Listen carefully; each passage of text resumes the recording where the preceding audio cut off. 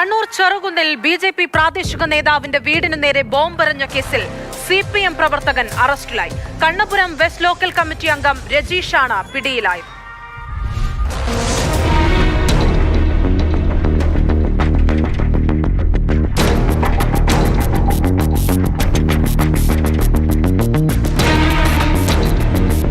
ഇക്കഴിഞ്ഞ 2-ാം തീയതിയാണ് ബിജെപി കല്യാശ്ശേരി മണ്ഡലം ജനറൽ സെക്രട്ടറി ബിജു നാരായണന്റെ വീടിന് നേരെ ബോംബേറുണ്ടായത്.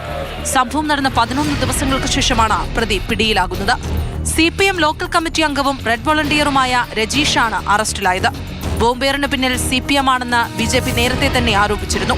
എന്നാൽ പാർട്ടി പ്രാദേശിക നേതൃത്വം ഇത് തള്ളിയിരുന്നു. ഒടുവിൽ പാർട്ടിയെ തന്നെ പ്രതിക്കൂട്ടിലാക്കിയാണ് രജീഷ് അറസ്റ്റിലായത്. കോടതിയിൽ ഹാജരാക്കിയ ഇയാളെ റിമാൻഡ് ചെയ്തു.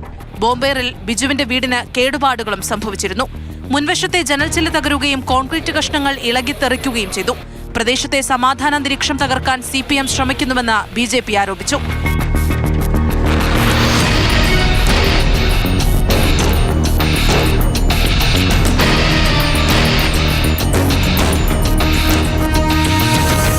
മാതൃഭൂമി ന്യൂസ്, കണ്ണൂർ.